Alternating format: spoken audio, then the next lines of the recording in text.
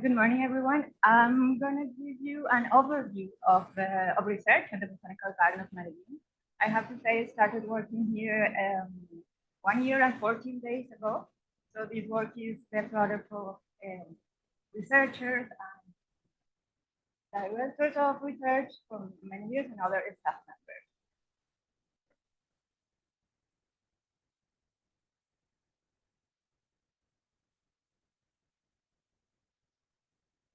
This is the beautiful Botanical Garden of Medellín, 13.2 hectares in the center of the second largest city in Colombia. Marcela yesterday gave you a very nice introduction of how the garden works, so I'm gonna skip that. As you can, this is our main purpose, to conserve biodiversity by protecting life. As all other gardens in the world, our main missions are in research, education, and conservation. And I like to show this, one of our learning scenarios. The Sendero de Plantas Prehistóricas, the path of prehistoric plants, which is where one of the places in which our three main missions converge. This is a collection of cicadales. So we have several species of these ancient groups. We use it for research. We want to understand the biology of plants. We use it for conservation ex situ of many of the species that are endangered, mostly neotropical Colombian species that have been collected by our former science director, Alvaro Corodo, and we also use this as a resource for education. I'm going to keep talking specifically about what we do in research. We have established three main fronts, I would say, of topics that we like to address strategically. Those are, you're right, basic research applied to try to understand the diversity of the flora of Colombia, particularly for us, the flora of Antioquia. This includes work in evolution, biogeography, systematic taxonomy, inventories. In Studio Center, we have a line of conservation in action. This is focused on endangered species. Ana Maria Benavides, our leader of conservation, is going to talk more about this one specifically. And to your right, urban vegetation. This also is directed because of our location in a big city, Medellín, and the work that we can do there directly in the city, in the urban forest. We also have established strategic lines that are given by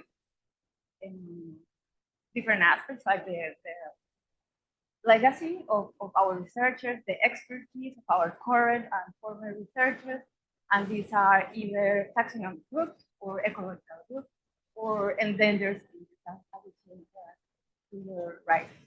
We focus on magnolias, Magnolia family, very endangered, the tropical Colombian one species, cicadales, as I mentioned, and epiphytic plants. We also have established a strategic ecosystem that we developed our research. You've heard a lot about the tropical dry forest, critically endangered ecosystem. So the tiny dots, if you can see, because they're very tiny, are the remnants of tropical dry forest in Antioquia. We focus as well in the Andean forest, particularly in the southwestern of Antioquia, that corresponds to the speckled bear corridor, and I'll tell you a little bit more about that in a few slides. We develop all this research through several platforms. Some of these platforms are in the garden in the city of Medellín, and one of them is now. So we have the herbarium, the fifth largest herbarium in Colombia. We have a preserve, Reserva del Centello, in the southwestern part of Antioquia, in that Andean forest. Have the nursery, production nursery, at the gardens, and the butterfly. About our herbarium, Herbario Jaum, Joaquín Antonio Uribe de Medellín, is as old as the Botanical Garden, 51 years. Today we have more than 98,000 specimens. We have a large collection of type specimens that we are very proud of. We are, as Colin mentioned, we are making efforts on systematization of the collection. Chinese steps for now, but you can access all our ferns and epiphytes in the Cherry portal right now. It's available. This last year we started the collection of tissues thanks to a BDCI fellowship with 100 plant species that are grown in the living collections at the garden, all native from Colombia. And we keep in permanent exploration of the flora, particularly flora of Antioquia, and we have established certain priority areas, and that's based on lacking material for the collection and endangered areas, as I mentioned, and we keep going with this. I want to mention a nice anecdote from last year. Explorations with Professor Julio Betancourt and Álvaro Ibarra. They went to a tiny forest remnant next to Medellín, kind of endangered, kind of critically endangered area with urbanization. Well, next time we go there, it's not there. But they found a species that Julio had described in the 90s, and since then they haven't reported. So it was kind of only the third specimen for this species, terrestrial bromeliad, the Picairina linda, that he has named after his advisor. It was a very nice finding, and we have now specimens in herbarium, in other herbariums as well, and material for the living collection that we hope it goes well. About the production nursery, El Molino, Juan Pablo González is going to tell you more about that this afternoon. But I want to tell you this nursery is mainly thought for research, not for selling the plants to the public. We do that a little bit, but it's for research. We emphasize the propagation of native plants. Many of them are endangered, many of them are banned in the department. We have our main strength at the moment in growing trees, which is good, and we're very good at it, but we'd like to become better at propagating herbaceous plants. We received last year a fellowship from the Sally Smith Trust, and we're hoping to get improvement in our infrastructure and developing protocols for these native species with potential for horticulture, focusing, of course, in the Reserva Centello. This is our platform, not in Medellín. This is located in the southwestern part of Antioquia. Jardín Antioquia. Jardín is the name of the town, and this reserve is in the mountain area along the Andean Bird Corridor. 2,300 to 2,700 meters above sea level, and we have 160 hectares. 120 of those are preserved forests that we are aiming to maintain and to understand. We do research not only on the flora, but in other groups of organisms. And the remaining hectares are being at the moment being restored either by directed restoration initiatives from us or by natural regeneration. And we keep monitoring this process. Casa de las Mariposas, the butterfly house. I have a poster that is a bright pink to the corner, so you can ask me what. This is a learning scenario, which means that it's shared with the education process. We use it as our platform for non-plant research, specifically with arthropods, try to understand the diversity of arthropods in the botanical garden in the city of Medellín. We grow native species of butterflies in the scenario, and this is open for visitors to learn and to enjoy the very charismatic butterfly. We've mentioned through these days the importance of outreach, communication, and social appropriation of knowledge. We are a science center by the Ministry of Science in Colombia since 2016. And Marcela yesterday told you about the different schemes, different formats for outreach from education, some of them. I'm going to tell you a little bit about what we do directly from research. Here, for example, besides our scientific publications, we do other type of publications. This to the right is a book with the major of Medellín on spontaneous vegetation. We don't call them anymore weeds or malezas, but we give them the proper name. It's a very beautiful work. Also, since probably 4 years ago, the city challenge for using the iNaturalist platform is being coordinated for the city of Medellín from the garden. And we also always get lots of participants and very, very good results for participation and reporting of biodiversity.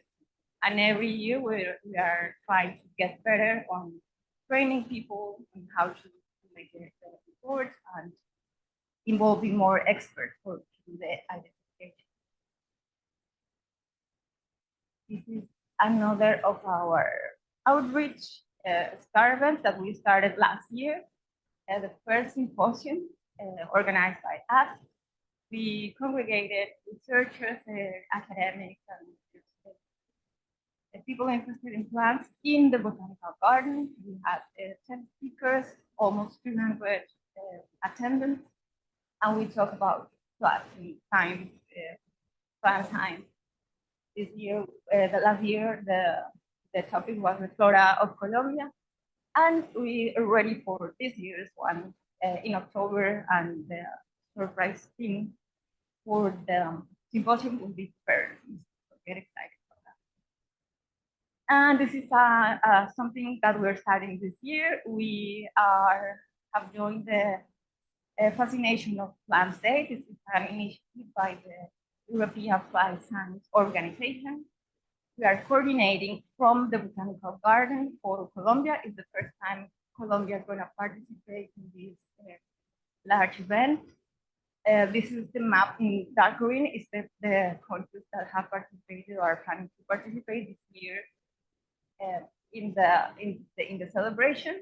There are many countries in the Caribbean and Central American area that don't have yet a coordinator or wants to participate. So I invite you to check out the website. Talk to me for the Colombian institution. Please talk to me and organize events to celebrate our fascination for plants. Yes, I told you a bit quickly about our research, how we structure and how we give priority to what we focus on, different platforms we use at the Botanical Garden, and how we contribute for outreach and social application of knowledge from research, specifically at the Botanical Garden. This is our team. You'll see some of us around. I'd like to thank them and the other members of the staff and you.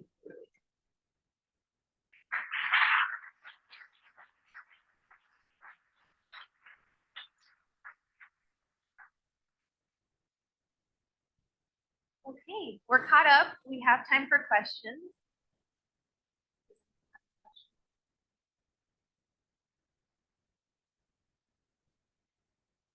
Hola, gracias por la presentación. Quería saber si han pensado en alguna iniciativa para fortalecer o como crear un programa de horticultura, como que sabemos que es un área deficiente en nuestro país.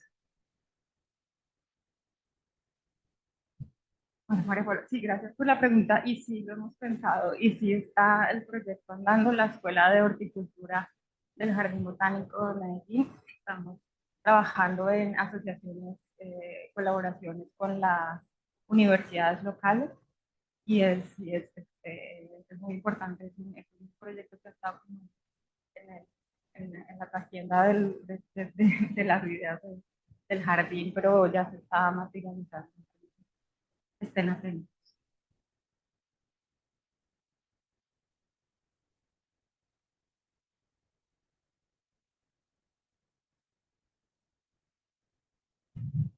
Thanks, Gabrielle, for a really interesting presentation, a fascinating research program. I was particularly interested in one, the third one, that is the urban vegetation, and perhaps does that allow, what are your links with the municipality? I mean, do they fund particular activities? How does that work? It sounds really fascinating.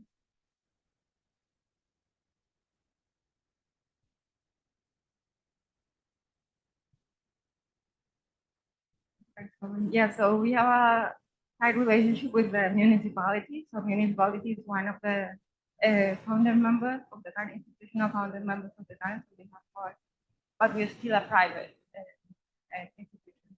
So we have we work with them all the time. So part of that is the management and design of the urban forest. So that's part more of the silvicultural and landscape process. So the composter also, so if you want to learn more about it. And from research, we do research projects with secretaries of environment infrastructure. In the past years, for example, we've been working with the urban epiphytes, understanding the composition of urban epiphytes in the city, and to understand the ecosystem services of these plants as well. And we work very tightly with them.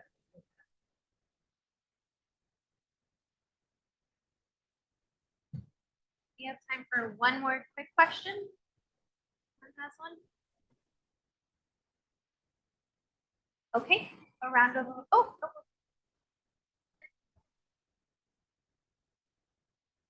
Pues por curiosidad, ¿qué proyectos están desarrollando en el Caribe?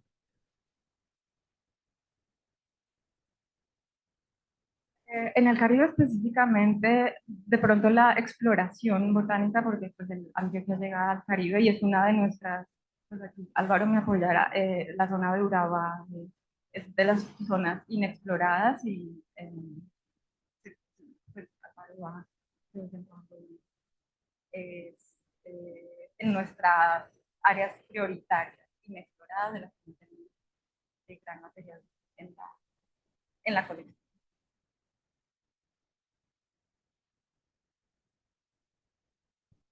a round of applause for our speaker, please.